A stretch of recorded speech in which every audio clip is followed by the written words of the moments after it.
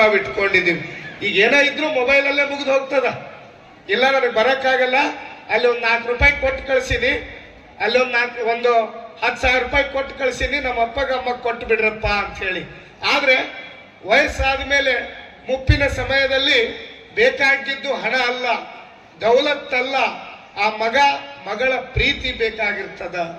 ಯಾಕಂದ್ರೆ ತಮ್ಮ ಮಗನ ಬೆಳೆಸುವಂತ ಪ್ರೀತಿ, ತನ್ನ ಮಗನ ಬೆಳೆಸುವಾಗ ಎಲ್ಲವನ್ನು ಸಹಿತ ನೋಡ್ತಿರ್ತಾನೆ ತಂದೆ ಬೆಳೆಸುವಂತ ಸಮಯದಲ್ಲಿ. ಆದ್ರೆ ಕೊನೆ ಹಂತದಲ್ಲಿ ತಂದೆಗೆ ಮಗನ ಅಥವಾ ಮಗಳ ಆಶ್ರಯ ಬಹಳ ಅತ್ಯಮೂಲ್ಯವಾಗಿರ್ತದ. ಆದ್ರೆ ಇವತ್ತಿನ ದಿನದಲ್ಲಿ ನಾವು ನೋಡ್ತಾ ಇದೀವಿ, ಅನಾಥಾಶ್ರಮಗಳು ಜಾಸ್ತಿ ಆಗ್ತಾ ಇದಾವೆ. ಅದಕ್ಕೆ ಕಾರಣ ನಾವೇನು ಓಡ್ತಾ ಇದೀವಲ್ಲ, ನಾವೆಲ್ಲರೂ ಸಹಿತ ಹಣಕ್ಕೆ ಮತ್ತು ಪರ್ಸೆಂಟೇಜಿಗೆ ಓಡ್ತಾ ಇರೋದು ಎಲ್ಲೋ ಒಂದ್ ಕಡೆ ನಮ್ಮ ವೃದ್ಧಾಶ್ರಮಗಳು ಜಾಸ್ತಿ ಆಗಲಿಕ್ಕೆ ಕಾರಣ ಆಗ್ತಾ ಇದೆ.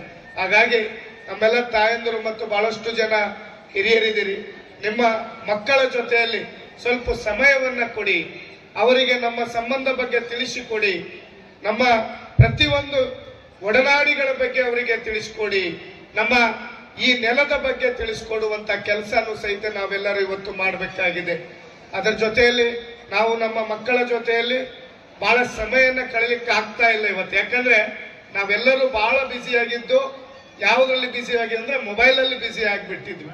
ಮನೆಯಲ್ಲಿ ಹೋಗಿ ಕುತ್ಕೊಂಡ್ರೆ ಬಹುಶಃ ಎಲ್ಲರಿಗೂ ಒಂದೊಂದು ಮೊಬೈಲ್ ಇಟ್ಕೊಂಡು ಕುಂತಿರ್ತೀವಿ. ನಾವು 4 ಜನ ಇದ್ರೆ 4 ಜನ ಕೈಯಲ್ಲಿ ಮೊಬೈಲ್ ಇರ್ತದೆ. ಮಗುಗೂ ಒಂದು ಮೊಬೈಲ್ ಕೊಡ್ಬೇಕು, ಅದರ ಜೊತೆಯಲ್ಲಿ ನಮ್ಮ ಕೈಯಲ್ಲೂ ಸಹಿತ ಮೊಬೈಲ್ ಇರುತ್ತಾ, ಏನ್ ನಡೀತಾ ಇದೆ ಅನ್ನೋದು ಸಹಿತ ಗೊತ್ತಾಗುವುದಿಲ್ಲ. ಹಾಗಾಗಿ ಬೆಳೀತಾ ಬೆಳೀತಾ ಮಗು, ವಿಶೇಷವಾಗಿ 14 ವರ್ಷದ ಒಳಗಿರುವಂತಹ ಮಕ್ಕಳಿಗೆ ನಿಮ್ಮ ಸಂಸ್ಕಾರ ಅಂದ್ರೆ ತಾಯಿ ಮತ್ತು ತಂದೆಯ ಆಸರವನ್ನು ನೀವು ಹೇಗೆ ಕೊಡ್ತೀರೋ ಹಾಗೆ ಆ ಮಗು ಮುಂದಿನ ದಿನಮಾನದಲ್ಲಿ ಬೆಳೀತದ. ಅದನ್ನೇನ್ ಮಾಡ್ತಾ ಇದೀವಿ ನಾವು ಅಂದ್ರೆ ಅದನ್ನ ಒಂದೇ ಸಪರೇಟ್ ಆಗಿ ಮಾಡ್ತಾ ಇದೀವಿ. ಈ ಮೊಬೈಲ್ ಬಂದ ಮೇಲೆ ಬಹಳಷ್ಟು ದುರಂತಗಳನ್ನ ನಾವು ನೋಡ್ತಾ ಇದ್ದೀವಿ. ವಿಶೇಷವಾಗಿ ಈ 14 ವರ್ಷಕ್ಕಿಂತ ಕೆಳಗಿರೋ ಮಕ್ಕಳಿಗೆ ಸ್ವಲ್ಪ ಸಾಧ್ಯ ಆದಷ್ಟು ಆ ಮೊಬೈಲ್ ಬಳಕೆಯನ್ನ ಕಡಿಮೆ ಮಾಡುವಂತದ್ದನ್ನ ಆಗ್ಲಿ, ಮಕ್ಕಳನ್ನ ಓದಿಸುವ ಕಡೆ, ಬುಕ್ಕಿನ ಕಡೆ ಲಕ್ಷ್ಯ ಕೊಡುವಂತದ್ದಾಗ್ಲಿ.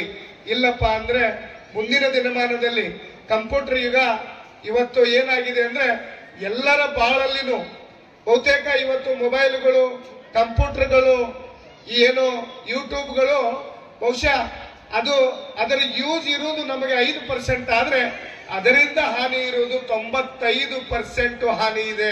ಹಾಗಾಗಿ ನಾವೆಲ್ಲ ಎಚ್ಚೆತ್ತುಕೊಳ್ಬೇಕಾಗಿದೆ.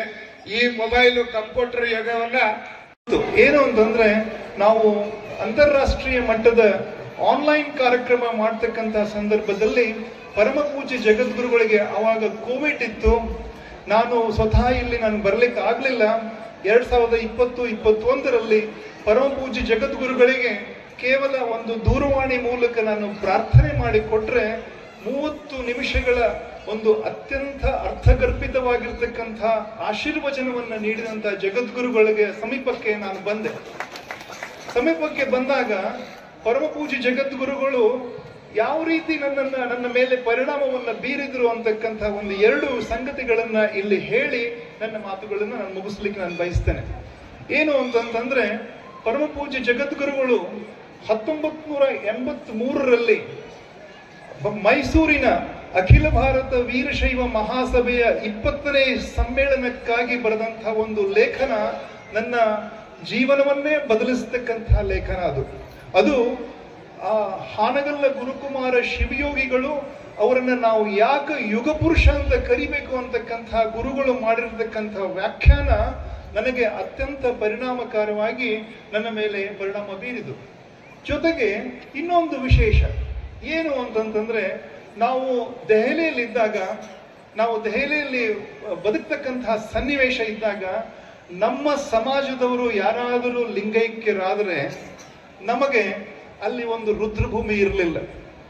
ನಾವೇನ್ ಮಾಡ್ತಾ ಇದ್ದೀವಿ ಅಂತಂದ್ರೆ, ಶ್ರೀಮಂತರಾದಂಥವರು ಆ ಒಂದು ಪಾರ್ಥಿವ ಶರೀರವನ್ನ ವಿಮಾನದ ಮೂಲಕ ಕರ್ನಾಟಕಕ್ಕೆ ತಂದು ಪದ್ಧತಿ ಪ್ರಕಾರ ಇಲ್ಲಿ ಅಂತ್ಯಕ್ರಿಯೆ ಮಾಡ್ತಾ ಇದ್ರು. ಬಡವರಾಗಿರ್ತಕ್ಕಂಥ ವೀರಶೈವ ಲಿಂಗಾಯತರು ಅದನ್ನ ಲೋಧಿ ಗಾರ್ಡನ್ಗೆ ತೆಗೆದುಕೊಂಡು ಹೋಗಿ ಎಲೆಕ್ಟ್ರಿಕಲ್ ಬರ್ನರ್ ನಲ್ಲಿ ಕ್ರಿಮಿನೇಷನ್ದಲ್ಲಿ ಆ ಶವವನ್ನ ಅಗ್ನಿ ಆಹುತಿ ಮಾಡ್ತಕ್ಕಂಥ ಸನ್ನಿವೇಶ ನಾನು ನೋಡ್ತಾ ಇದ್ದೆ. ಒಂದು ಘಟನೆ ನನ್ನ ಮನಸ್ಸಿಗೆ ಬಹಳ ನೋವಾಗಿದ್ದು ಏನು ಅಂತಂತಂದ್ರೆ, ಯಾವಾಗ ವೀರಶೈವ ಲಿಂಗಾಯತ ಸಮಾಜದ ಒಬ್ಬ ವ್ಯಕ್ತಿ ನಿಧನ ಹೊಂದಿದಾಗ ಆ ಶರೀರವನ್ನ ಕ್ರಿಮಿನೇಷನ್ ಗ್ರೌಂಡ್ಗೆ ಅದನ್ನು ತೆಗೆದುಕೊಂಡು ಹೋದಾಗ ಅವರು ಇಷ್ಟಲಿಂಗ ಸಮೇತ ಅದನ್ನ ಬರ್ನ್ ಮಾಡಬೇಕು ಅಂತಕ್ಕಂಥ ಒಂದು ಸನ್ನಿವೇಶ ನಡೀತು. ಅವಾಗ ನಾನು ಆ ಸಂಬಂಧಿಕರಿಗೆ ನಾನು ಪ್ರಾರ್ಥನೆ ಮಾಡಿಕೊಟ್ಟೆ, ಇಷ್ಟಲಿಂಗವನ್ನು ಸುಡಬಾರದು ಅಂತಕ್ಕಂಥ ಮಾತನ್ನು ಹೇಳಿದೆ. ನಾನೇನಂತ ಹೇಳಿದೆ ಅಂತಂದ್ರೆ, ಇಷ್ಟಲಿಂಗವನ್ನು ತೆಗೆದುಕೊಂಡು ನೀವು ಹೋಗಿ ಕೊಟ್ಟಂತ ಮಠ ಈ ಅನ್ನದಾನೇಶ್ವರ ಮಠ. ಹಾಗೆ ಇವತ್ತು ಅನ್ನ ವಿದ್ಯೆ ಎಲ್ಲ ಕೊಟ್ಟು ಈ ನಾಡಿನ ಬಡ ಜನರು ಬರಗಾಲಕ್ಕೆ ತುತ್ತಾದಂತ ಈ ನಾಡನ್ನ ಇವತ್ತು ಅಕ್ಷಯ ಪಾತ್ರೆಯನ್ನಾಗಿ ಮಾಡಿದ್ದು ಶ್ರೀಗಳ ಪಾದಗಳಿಗೆ ಸಲ್ಲಿಸುತ್ತೆ. ಅದೇ ರೀತಿ ನಾವು ಸಹಿತ ಈ ಮಠಕ್ಕೆ ಇವತ್ತು ನಮ್ಮ ತಂದೆ ಮತ್ತು ನಮ್ಮ ಅಜ್ಜ ಆ ಕಾಲದಿಂದ ಅಗ್ದಿ ಈ ಮಠಕ್ಕೆ ನಾವು ನಡ್ಕೊಂತ ಇದ್ದೇವೆ. ಅವರ ಆಶೀರ್ವಾದ ನಮ್ಮ ಮಂತನಕ ಯಾವತ್ತಿಗೂ ಅವ್ರ ಆಶೀರ್ವಾದ ಐತಿ. ಇವತ್ತು ಸಹಿತ ಈ ಕಾರ್ಯಕ್ರಮದಲ್ಲಿ ಭಾಗವಹಿಸಲು ಅನುವು ಮಾಡಿಕೊಟ್ಟಂತ ಶ್ರೀಗಳಿಗೆ ಇನ್ನೊಮ್ಮೆ ಪಾದಗಳನ್ನು ನಮಸ್ಕರಿಸಿ ನಾನು ಎರಡು ಮಾತುಗಳನ್ನು ಮುಗಿಸ್ತೇವೆ.